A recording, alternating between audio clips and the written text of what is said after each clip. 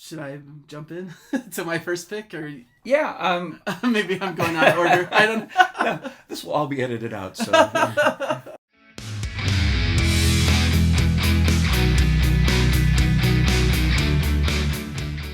All right. Okay. Hello, everybody. This is Nathan from Nathan on Shuffle, and I've got a special show here today. This is kind of a special Father's Day episode, filming with my dad here, who's going to talk with me about some of his favorite prog albums. Yep. So it should be kind of fun to get a different perspective on some of this prog stuff. Absolutely. Yeah. Happy to be here. Big fan of the show, and wanted to be. It was actually my request to be on the show as a Father's Day gift, and it's quite a gift, and I'm looking forward to it because prog is something that my boy and I have in common, and we talk about it all the time. So I get to talk to you about it. Yeah. And so, I kind of talked a little bit about it on the show, that kind of my journey into music, well, kind of started early on with the Beatles, which my dad is really into, and showed me the Beatles records when I was younger. But then later on, when I was getting more into music, like as a teenager, he kind of showed me more of the prog stuff that he liked. And that really connected with me and led me on a path to exploring new prog as well. So it's kind of a cool journey, and my dad's kind of the main reason behind it. So that's where it all started for me. So I thought kind of a cool maybe introduction. Maybe we can start with you talking about how you got into prog, maybe. Okay. Well, I was born in 1960. I'm a boomer, but I'm a late boomer. So when I was 10 years old, it was 1970, and that's when most of these prog bands started to getting more well known. And it wasn't until my teenage years that I got into them. 75, 76. So I had to go back and listen to their previous albums and catch up. And we didn't call it prog back then. It was called classical rock. That's what we called it, and or sometimes symphonic rock. But interesting. It was a revelation to me. It changed my life. I mean, I listened to pop songs when I was 10, 12 years old.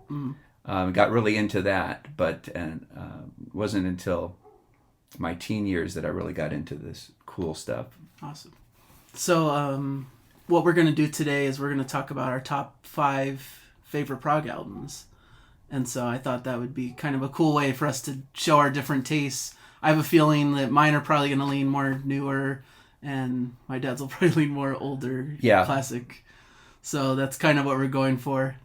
The reason I love prog so much is that it's music without rules. You can change the key, the tempo, the time signature. You can have any instrumentation you want. Mm-hmm. The song lengths, there's one song on Fragile that's 38 seconds, and then there's a whole double album that's just basically one song, and it's 45 minutes. So you can basically have a drum solo in the middle of a song with a fife playing over the drum solo. I mean, you could do anything. There's just no limit to what you can do. So the creativity is just amazing, and that's why I love it. It's art. It's not just hit songs, Sure, yeah. I agree with all that. That's why I like it too. I'm going to be sitting here talking to you like I'm an expert on prog, and I'm not really. I mean, I have a couple of bands that I'm really in love with. I know a lot about 3 or 4 bands. I know a little about a few others, and I have the newer stuff that my son has introduced me to that I like a lot. But I will be giving you my opinions and my preferences, but by no means is it to be taken as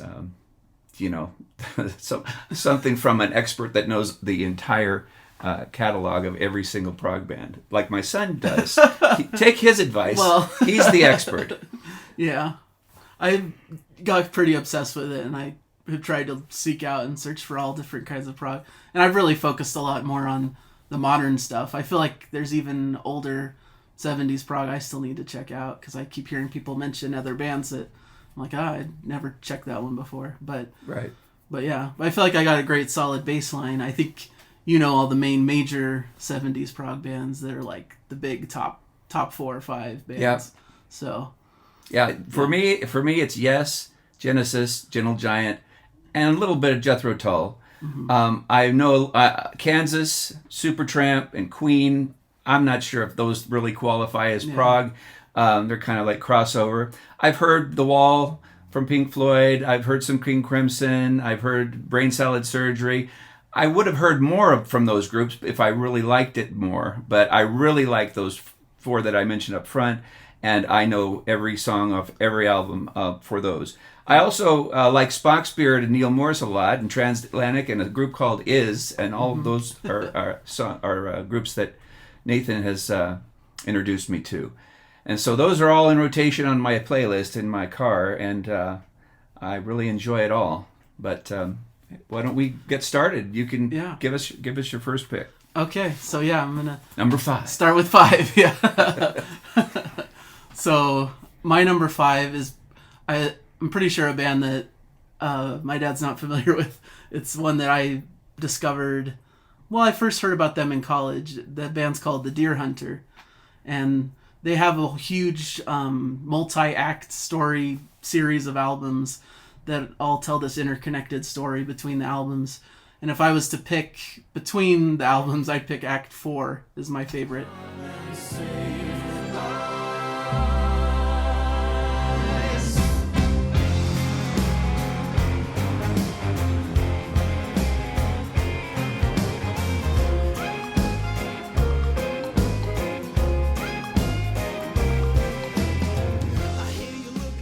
Out of the 5 acts, but 4 and 5, they kind of work together as a great group. And each act is its own album? Yeah, each act is its own album. That sounds really cool. How come you haven't told me about this before? I don't know. Yeah, this sounds very, very, very cool and up my alley. Yeah, but, usually so number 4 is the best one. Yeah. All right. Well, 4 and 5, yeah. But 4 is my favorite. Yeah, I guess I haven't talked about it, because I usually bring up bands when there's a concert nearby and we're going to go to a concert together. But we haven't been able to go to one of theirs yet. So, but it is really cool. And it's not heavy prog-y. It's like there's prog influences, but it's more maybe slightly alternative rock, but there's like a Beatles influence and like a lot of different styles. They'll go back to this like almost like, I don't know, 30s, 40s jazzy kind of style, and then they'll go to like something that sounds almost disco. That's what prog's all about. Yeah, they'll do like a cappella vocal section, and then they'll go into this like classical overture, and it's just like all different types of things, and it's all telling this continuous story. So I discovered Act 3 was the first one. You know, I kind of went out of order, but the first one I ever heard was Act 3 when I was in college, and then I went backwards and got the first 2 acts. And then there was a long hiatus where people didn't know if they were going to continue the story, and then he came out of the blue with 4 and 5. So, yeah, that's my number 5 pick. Okay. Just an excellent modern prog album. Awesome. So now, you're number 5. Okay, and when Nathan gave me this assignment, it's to pick our favorite albums. But an album to me is an art form. It's not a hit song. It's not something that you hear on the radio. It's a combination of songs that are put together in a special way to have a unifying theme. There's artwork on the album cover that goes into the whole mix of things that make an album great. Mm-hmm. And usually an album will either tell a story or it'll make a statement. But, you know, it's like, you know, the Rubber Soul is great. All the songs are great on it, but I wouldn't consider it a great album. You know what I mean? Yeah. For that, with the Beatles, you'd probably want to go Abbey Road or Sgt. Pepper, of course. Yeah. But unfortunately, the Beatles didn't make any of my top 5, so sorry, Beatles. But the first number 5 album for me is probably going to come as a surprise to Nathan. I'm going to pick "Trick of the Tail" by Genesis.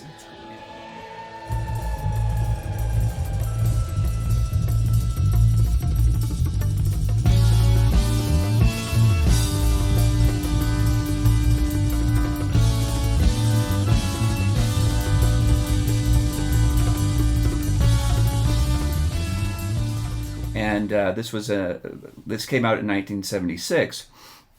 Now, you know, there's no Yes without John Anderson. Mm-hmm.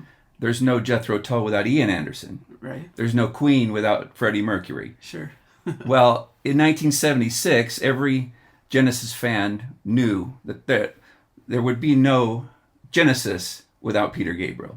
Yeah. But not only did they prove everybody wrong, they came up with a great album that I think is one of Genesis' best, and it's one of the most Genesis-y albums. Yeah. They still were able to produce the same quality of music as before without the influence of Peter Gabriel, and there were some things that were missed there. But the things that I love about this album is you put it on, and within the first 10 seconds, you hear that ding, ding, ding, ding, ding. And as soon as those drums come in, you know you're in for something special. Yeah. I just listened to this on the way over. It was my last. I listened to every album, all 5 of my albums this week, and this was the last one. So I just listened to side 2 of this. And I listened to Los Endos, and it dawned on me that it ends with Dance on the Volcano as well. So they're actually bookends, and then it goes into Squonk. So it's symmetrical in that way. And in between these 2 bookends is some of the most beautiful guitar work, some of the most pastoral 12-string songs that you ever heard, and it's recorded really well, because this isn't 1971 or 72 anymore. It's 76, and there were huge differences in the recording qualities. The bass, Michael Rutherford's bass pedals in this thing. I mean, it's what I debut any new equipment that I get. I want to, especially subwoofers. I want to hear what his bass pedals sound like on this song. So it's a win-win for me on this one. The album cover looks like something out of a Dickens novel, Yeah, definitely. and each little figure on the cover represents a scene from a different song. Mm-hmm. I think it's just a wonderful thing. And the fact that they did it without Gabriel and didn't even replace him. They didn't even get another singer to take his place. They were able to do this without... so I think that this song deserves to be in my top 5. And I'll tell you, guys, the ladies love this album. So if your wife or your girlfriend, my wife and I have been enjoying this album together for 40 years, and it's been a great gift in our life. So that's my number 5. Awesome, that's a great one. Yeah, I thought, I expected, Phil Collins leading. This is gonna be like their first pop album, but it's totally proggy still, totally. Great. Yeah, and it's amazing because his voice is similar to Gabriel's. Yeah. But we think that it's more similar than it is because he does a lot of the singing on the Gabriel albums. If you listen closely, you'll hear him, because Gabriel likes to do doubling of his voice, and sometimes in octaves. And it's very often it's Phil Collins that's doing the double or the octave. So he kind of snuck that in. But I mean, can you imagine being Phil Collins and having to carry this album after the great Peter Gabriel has exited? He did a fantastic job. Yeah, now, for sure. He also kind of led them eventually into a commercial place. Sure, yeah. But for this one moment in time, Trick of the Tail was a coup and a real surprise for Genesis fans everywhere. Awesome. All right, very cool. All right, now my number 4, another artist that I don't know how much I've talked about it with you before. But it's the band's called Porcupine Tree. I have heard of them. Yeah. I've heard you talk about them. And the album's called In Absentia. One of the wonders of the world is going down. It's going down, I know. It's one of the blunders of the world, and no one cares. No one cares enough. This came out way back, I believe, 2002, I want to say. And so it's...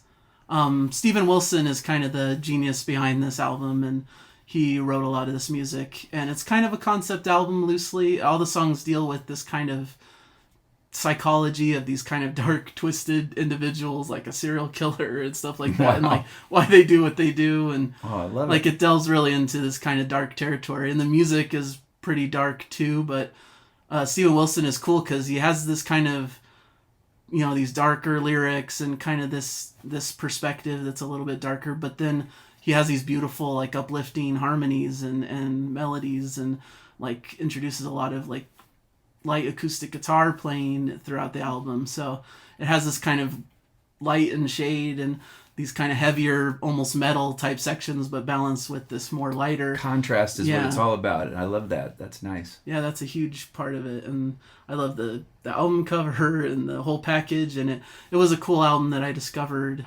back in those days. Because I was kind of started into alternative modern rock when I was like in high school and stuff before I got into prog. And this was kind of the perfect bridge from that stuff into the more prog influence, because it kind of skirts the line between those two fields, I feel like. So yeah, I've always really liked this one, and the production is incredible. Steven Wilson is an incredible, like, good at mixing albums and the production side. He's actually remakes several like classic prog albums. He's remakes a lot of Gentle Giant albums and Jethro Tull albums. So he's kind of a notable prog figure, not just for his music, which is incredible, but also for his work remastering and mixing albums. So that's awesome. That's my number 4. That's the only drawback to being from the generation I am and loving the 70s decade, is because nowadays the sound quality is just so much more clean and crisp. Yeah. But it could have been worse. It could have been 10 years before. Because if you listen to 60s music and then 70s music, you could tell there's a huge difference in the sound quality. So yeah. Okay, my number 4 is "Close to the Edge" by Yes.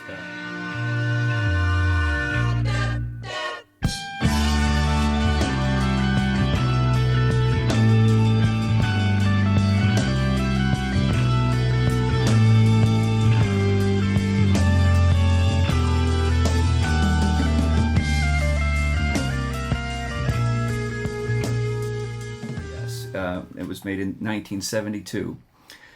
Yes is probably the most unique combination of members of any band you can think of. You've got a jazz drummer, you've got a classical keyboardist, you've got a country guitar player, you've got a rock bass player, and then you've got a new age guru inspirational singer that has a voice like an angel. And you put them all together and you get magic, and you get a wonderful track called "Close to the Edge" that starts down by a river and with birds tweeting in the background, and you just want to just lose yourself in the peace of this moment as it folds on you. And then you have to endure 3 minutes of the most unlistenable music you've ever heard in your life. And don't worry, it's all worth it, because the rest of the 20 minutes of that song is sheer heaven. It's a beautiful song, and I don't know why they chose to start it that way, maybe to make the rest of it seem better. But I have to say, your wife won't like this one, at least not at the beginning. So, but she will like the second track really well. Yeah. And we got to remember that this is not just about that song, which is only half of the album. Yeah. There's another side, and You and I is almost as good as Close to the Edge, and it is way more easy on the ears for the ladies. It's actually was on Mom's mixtape when she was going through labor, having you. Wow. So this was actually the first prog song you ever heard. Nice. And You and I by Yes, off of Close to the Edge.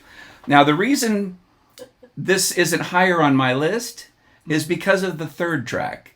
The third track, and I know there's people out there that love Siberian Khatru. They used it in their concerts to open the concert for many years. But to me, it's just not on the same level as the other two tracks. Can you imagine how much better this album would have been if that third song would have been Heart of the Sunrise or even Roundabout? Yeah. It would have been the perfect album to me. Yeah. To me. And so that for that reason, I give it a number 4. Otherwise, it might have just been number 1. But right. So that's my fourth pick. Okay, well, this works out pretty well because my third pick is Close to the Edge. Yes. So you put it one higher than me. Yeah, okay, I guess so.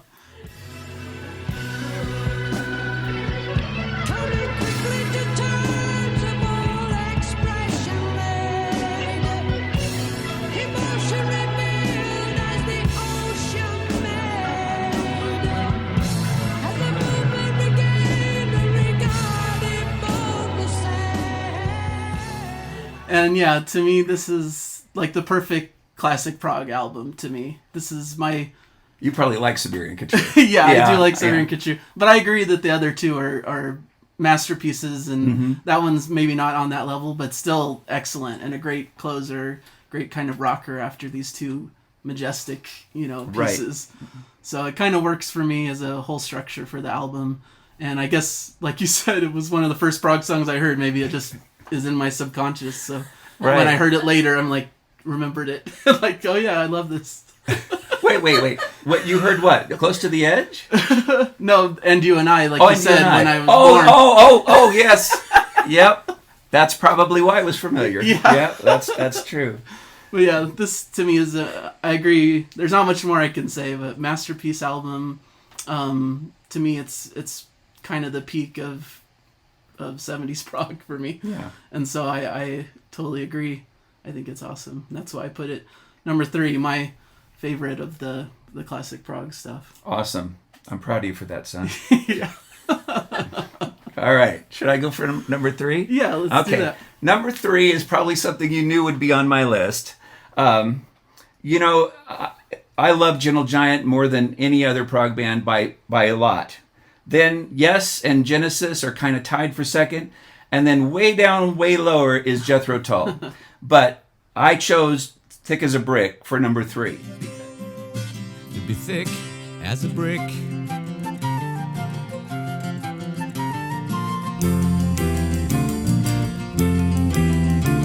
And the sandcastle virtues are all swept away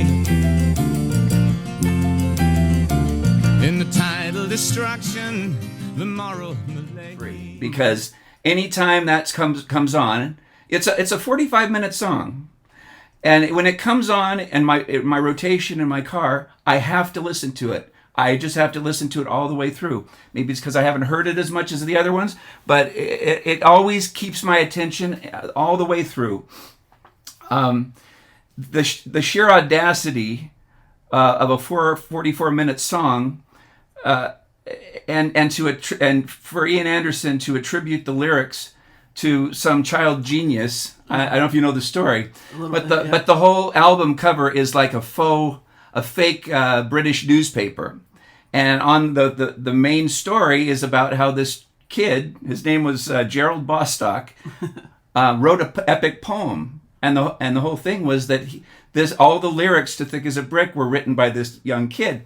Well, this was just a stunt. Mm-hmm. And it was his way of being funny. It's like something Monty Python would do, right? It's like satire. I love that. I almost more than music, I love comedy, and especially satire and parody. Mm-hmm. And that's why most of my groups that I follow have kind of elements of humor in their music. You can hear it. And that's this track. It just rocks from beginning to end. And we're so used to prog keyboard players having a whole variety of sounds, from Moog synthesizers to mellotrons and everything in between. But this is a rock band. They've got a Hammond B3 organ and a piano. And for 45 minutes, you listen to this rock band with this instrumentation that and you are never bored, because they continuously change up the tempos. They throw in the drum solos, like what I was saying earlier. Yeah. They have croaking frogs at one point, right? Yeah. I mean, there's just so much variety in this piece, and the recording quality. And remember, this is like, what year is this? 1972. Right. Yeah. And the guitars are so clean and so crisp, and they use panning effects and stereophonic effects to such great degree that it's just ear candy, and I love it. I love listening to it, and it's got that classic album cover, and it's just one of my favorites, and I wish I could listen to it right now. Yeah, definitely awesome choice. I really love that too. So one of my favorites of the classic era. But it's not on your list. But not on the list. Maybe number 6. Oh, maybe. Oh, okay. It's one of the... I have a bunch of starred albums that are I consider pretty perfect. I have a lot, but yeah. That's one of them. So definitely like that. Yeah. Next time we'll do 10. Yeah. I just thought it would be like way too long of a show. Yeah, it would. It's going to be anyway. But. Yeah. We'll do like the second set of 5 Right. or whatever. Right. All right. My number 2 now. Okay. We're into number 2. And I'm picking Dream Theater and their album Scenes from Memory.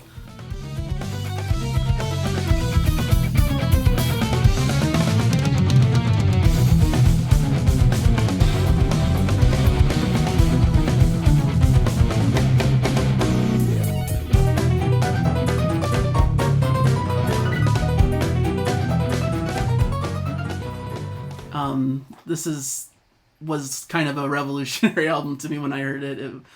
Once again, it kind of harkens back to when I was first discovering the newer prog stuff, and at first I was kind of thrown off by progressive metal. It was too heavy, too much going on there. But when I heard this album, it all kind of clicked and made sense.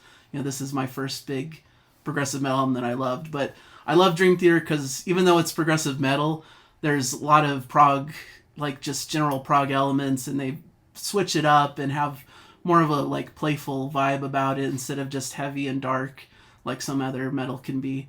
And so I like what they do with it, and it tells a story. Once again, kind of a theme of what I like is concept albums that tell stories. And once again, this tells a great story about like a guy who's kind of remembering this past life and trying to uncover this like murder mystery about his like reincarnated self. It's just this really kind of wacky story, but it's really interesting, and the musicianship is just top notch. Like Dream Theater is just another level, like musically, their abilities on their instruments. Like this was the first time where I was really blown away by, how they can play and their like soloing and all the crazy instrumentation. Like in Dance of Eternity is like a million different time signatures, and it's just like a lot to take in.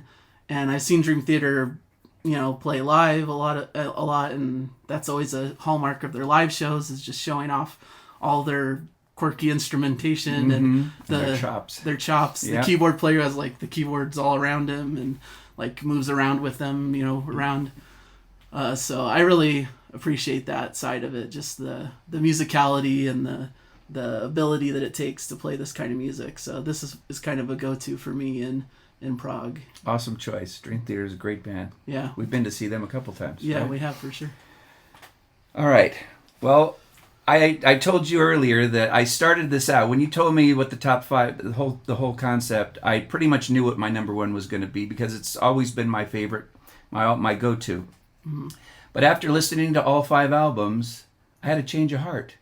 I thought that I had to take my number 1 and make it number 2, just because there was a more deserving one for number 1. Okay. But my number 2 is Tales from Topographic Oceans from Yes, from 1973.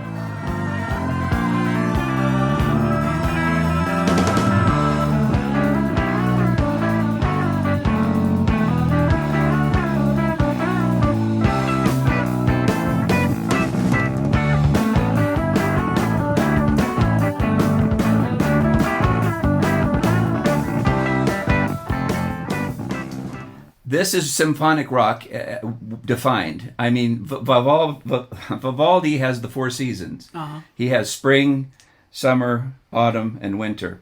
Well, Yes, and Tales from Topographic Oceans has air, water, fire, and earth.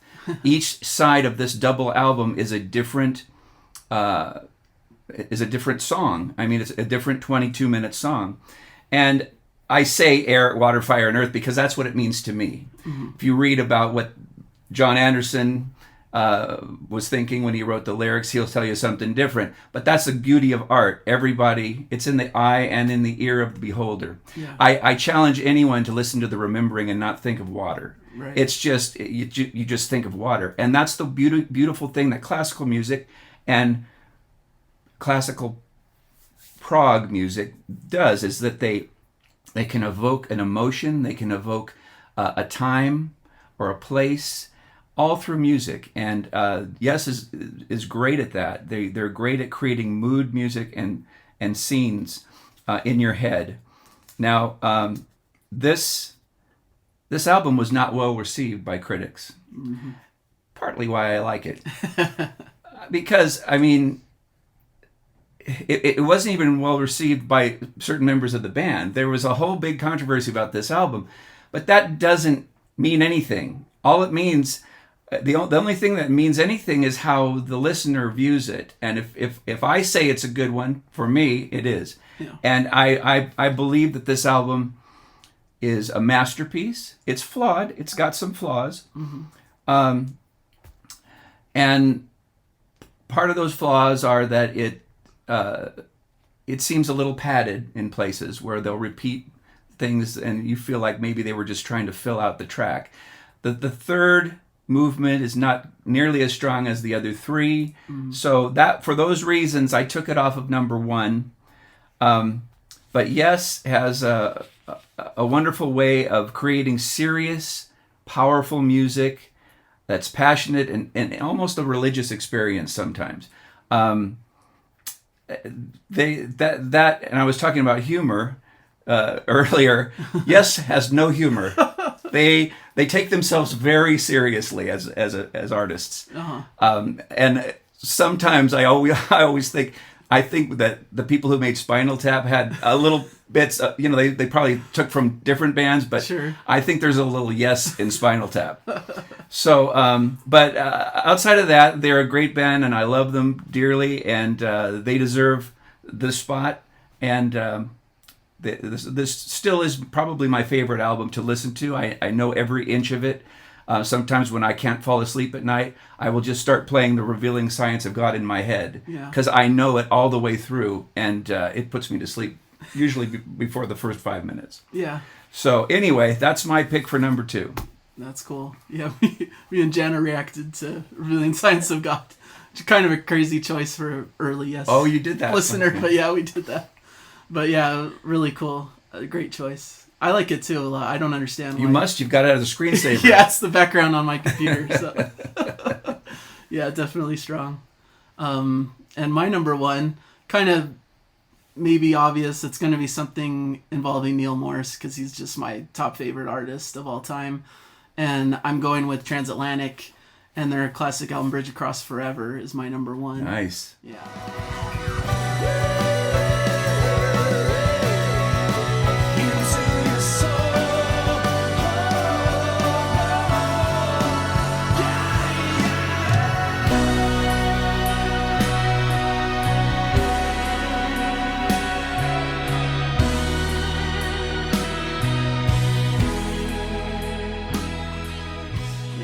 I really loved it. It's really the first modern prog music I ever heard. When I heard all the old prog stuff, I wondered, is there new prog being made today with that influence? And I downloaded a couple different songs, and one of the first things I downloaded was the opening track of this album, Duel with the Devil. And that's what led me to, it's a super group. Let me see what other bands make up this group and check out those bands. Right. So you may also like. Yeah. So this is really kind of my gateway into this obsession of this modern prog stuff that I love, and my obsession with Neil Morse as a songwriter and his abilities, because he's a huge part of Transatlantic, of course. And the album's cool. It's only 4 tracks, 2 epics at the beginning and end, and then kind of this like mini epic in the middle that's like this kind of Beatles-esque tribute, and then a shorter ballad.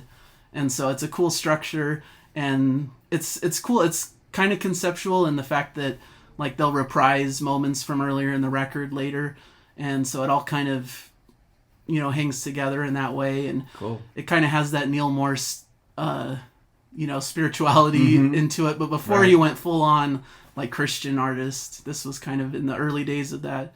And so it has that kind of majestic kind of spirituality in it, and it has one of the most epic endings of anything. The final part of the album is Stranger in Your Soul, which is probably my favorite track of all time, my favorite epic of all time, which also I reacted to with my wife. And so is this a double album or single? No, it's a single album, okay. But it kind of pushes the limits of what can be on a single CD. Yeah. It's like 80-minute record. And to me, it's just the pinnacle of all things prog. It's just everything I like in one package. That's great. Yeah. You hit it on the head there. And did you discover Flower Kings through Transatlantic? Okay. Basically, hearing the Duel with the Devil and checking all these other artists, I went into Flower Kings and Spocksbeard. That was like the two starting So, bands. this was before you even Before I knew discovered Spocksbeard. Spocksbeard. Yeah. Wow, that's great. I So- thought they were the first ones that you. I guess. Yeah, well, it goes back further. Than Yeah, that. it kind of. I heard just the opening track of this, and then that's what led me into Spocksbeard and Flower Kings. And then later, I picked up the whole album for this and heard the entire Transatlantic album. So, yeah, Right. that's kind of how it Great. worked. Awesome. But yeah. All right. Well, before I give you my number one pick, I have to formally apologize to my favorite band on earth, Gentle Giant, because you didn't make the top 5. Yeah, it's the shocking. reason is, if this was listing my top 5 catalogs, you know, they're all of their songs put together, their anthology. Gentle Giant would win hands down. But their albums are made up of a collection of songs. They have a couple kind of concept-y albums. You know, Power and the Glory is one. Octopus to some extent. But the one I would recommend, and I'm kind of sneaking in a 6th pick here, I would love people to discover Gentle Giant if you haven't, because they're just a very unique band that uses every instrument you can think of, and they're all completely virtuosos on every instrument. But I think In a Glass House would be my favorite one. So go out and check out In a Glass House. But my pick for number 1, I had to choose because I was forced to, by art and science and logic and reason, because I probably overlooked it because I've heard it so much, and when you hear something so much, you know, you kind of lose the appreciation for it. But it's The Lamb Lies Down on Broadway by Genesis from 1974. And I'm hovering like a fly, waiting for the windshield on the freeway.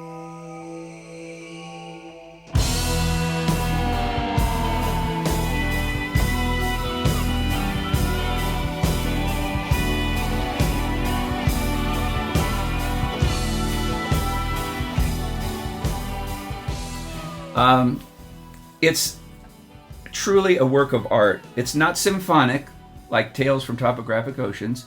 It's cinematic. And it doesn't have movements. It has chapters, or more accurately, scenes, because this is a movie you play in your head. Right. And it's a movie for your ears. It's the adventures of a Puerto Rican graffiti artist and his unreliable brother. And those two characters are so vivid in my mind, and everything that they do in this album, I have pictures of in my head. Just as real as any other movie I've ever watched. It has such a wide variety. It's not a collection of huge 20-minute songs. Right. But they vary between 2 minutes or 1 minute in some cases to 8 minutes in some cases. But there's such a wide variety of different kinds of music. There's drama. It's just like a movie. You have drama, adventure. You have comic relief. You've got villains and heroes, and you got a little naughtiness in there, and a powerful twist ending, just like M. Night Shyamalan. It's really everything you would expect from a great movie. Lyrically, Gabriel throws in everything he has. He's always been big on puns and wordplay, metaphor, parables, pop culture references everywhere. Religious symbolism. Today I was reading something that pointed out to me that at the last song is "It," right? And in there it says it is real, it is rail, Right. is rail is Israel. Oh, okay. Yeah. And this was not by accident. I mean, he has a bunch of these little kind of cookies in there that kind of signify what this all means to him. Which basically doesn't mean anything. I mean, that's the final genius of this album, is that it leaves you open to interpret it your own way, and to put these pieces together in a way that makes sense to you, and in the way that you can appreciate it. And I think the best art achieves that. Yeah. Not just in music, but in every kind of art form. And so I'm happy to crown The Lamb Lies Down on Broadway, which ironically is the last album that Gabriel did before Before Trick of the Tail. Trick of the Tail. And so I've kind of bookended my own Yeah, that makes sense. my own list. So That works. so are you happy with those choices? Yeah, I think they're awesome. Yeah, The Lamb is awesome. It's funny reading the like story that's in the liner note. That's like hard to follow, but a little wacky, but kind of funny. Yeah. And just really interesting how they wrote it. So I guess that's more Peter Gabriel, his kind of humor and style. Yeah, he definitely has a. And I have a fun fact Okay. that involves Peter Gabriel and Phil Collins that some of your viewers may not know. Okay. But when Disney asked Peter Gabriel to do the music for Tarzan, right? Okay. He was into world music at that time. He had just done the score for The Last Temptation of Christ, and he was doing a lot of African things. So they thought, let's get Peter Gabriel to do the score for Tarzan. Interesting. And he turned him down. He didn't want to do it. But guess who did? Yeah, Phil Collins, like, I'll do it. And so he stepped in and he did it, and to much acclaim. And I think he won an Oscar for one of the songs. But that was my little fun fact at the end. Awesome. I think that's cool. All right, so I guess we can close. That was a good selection. High five. Yeah, we did it. So thanks everybody for watching. I hope you enjoyed our selections, and put in the comments your top 5 albums or how you feel about our choices. And I hope you guys enjoyed this, and subscribe to my channel if you like what you're seeing here. And thank you guys for watching, and keep enjoying the music, as we say. And that's it. Rock on. Thank you. Bye.